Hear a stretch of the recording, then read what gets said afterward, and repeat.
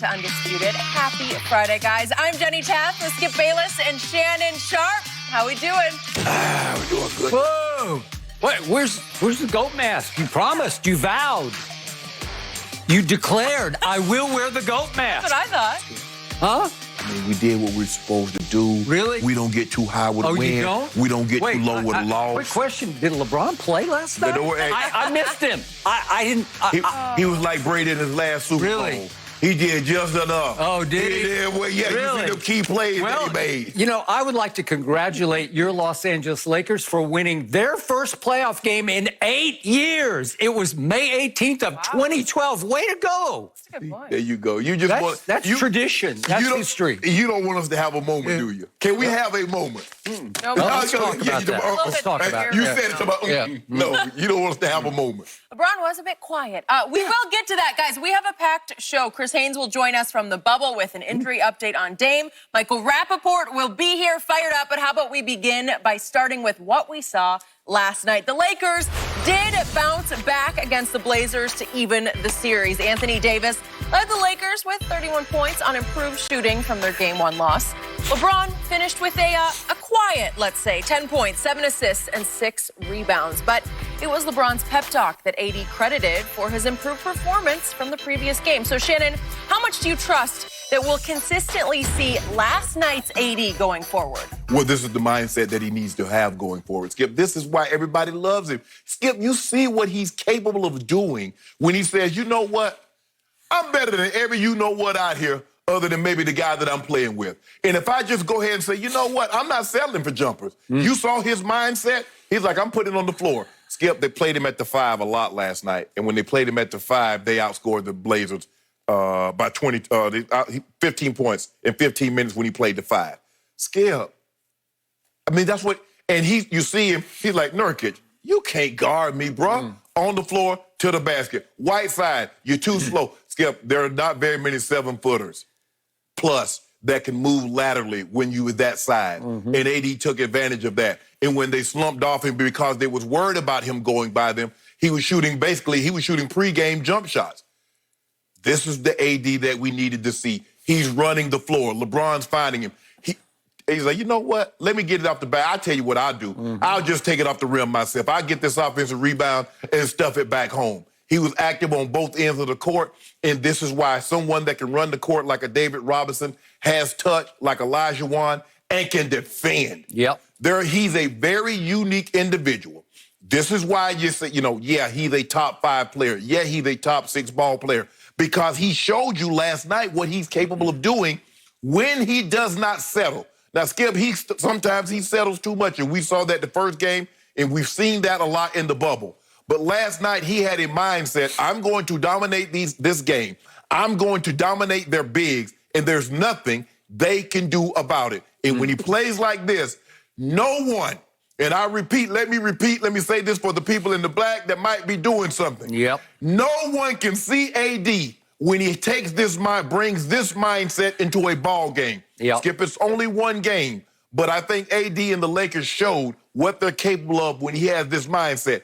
And if they can just knock down a few shots, you saw KCP. When KCP started making a few shots, now that lane can't be as clogged, and LeBron and AD can get to the rim, although LeBron missed a few easy ones last night. I thought he played well with his nice passes, rebounding the basketball, did a great job defensively. But this is the Lakers that we expected to see once the restart started.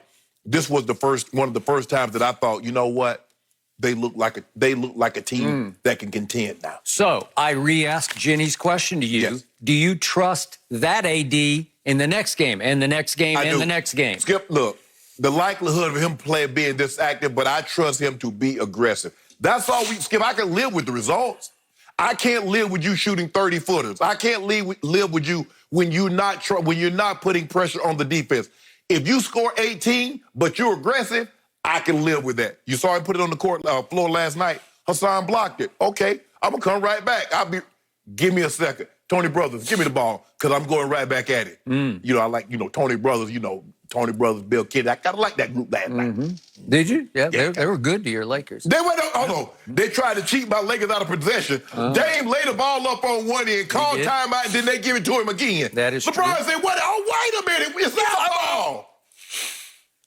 He was mic'd up. Yeah, Maybe he shouldn't be mic'd up. Maybe that just got in his way. Maybe it distracted him. Man, that little bit of mic, that mic's about this big. It don't have no impact. Before I answer the question that you didn't quite answer, but I'm going to hold you to it in just a moment. Okay. My biggest takeaway from last night was that's what should have happened in game one. Yes. I'm sorry. Portland, to me, just turned back into pumpkins last night. That's who they are and who they should be. And I realized they were averaging 126 points, and somehow they got held to 88. Right. And I give the Lakers high marks. They were more intense on defense. They were more dedicated. They played harder and smarter on defense. But if Dame and CJ don't just go off, one of them has to. Yes. Or they are sunk. Yes. And last night, their nickname, Trailblazers, they were trailing the whole way. They trailed those Trailblazers by as many as 33 points. It was a complete and utter demolition by your Lakers. Right. Now back to your man, AD. I sometimes call him in the fourth quarter all done, but it didn't matter last night because Portland was all done by halftime. Well, he literally was all done. He was all done. He was sitting and watching. Correct. He was cutting up over on the bench with one LeBron James. They were joking and having a good old time, as they should have.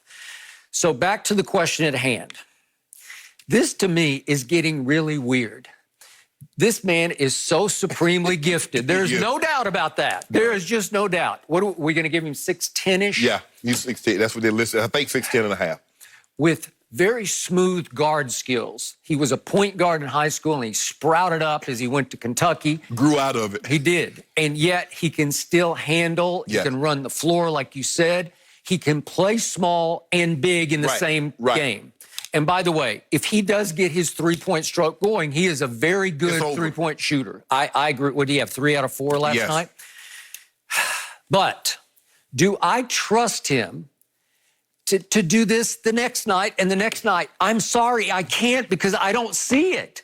I'll give you every third or fourth game because that's sort of the rhythm we see from him. Every third or fourth game, for reasons I can't quite fathom, somebody either pushes his button or he pushes his own button. And at tip from jump, he's like, I'm here. You could tell last night. You could just tell.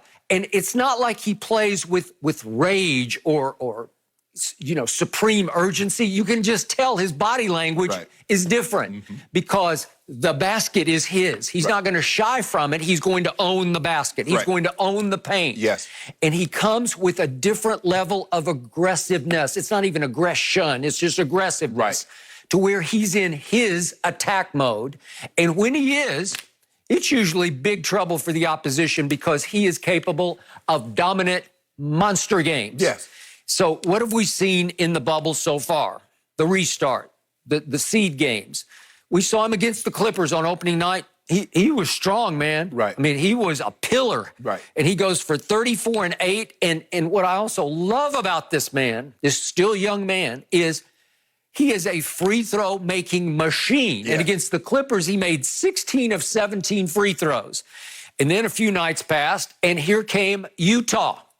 And he absolutely destroyed a 2-time Defensive Player of the Year, Rudy Gobert. What did you say he turned him into? Oh, great. Yeah. He made a mess of him. Great Poupon. Great Poupon. Okay. 42 and 14 was what he did that night. And he makes 4 out of 8 3-pointers against the Jazz. And that was the night I sat back and said, whew, if he keeps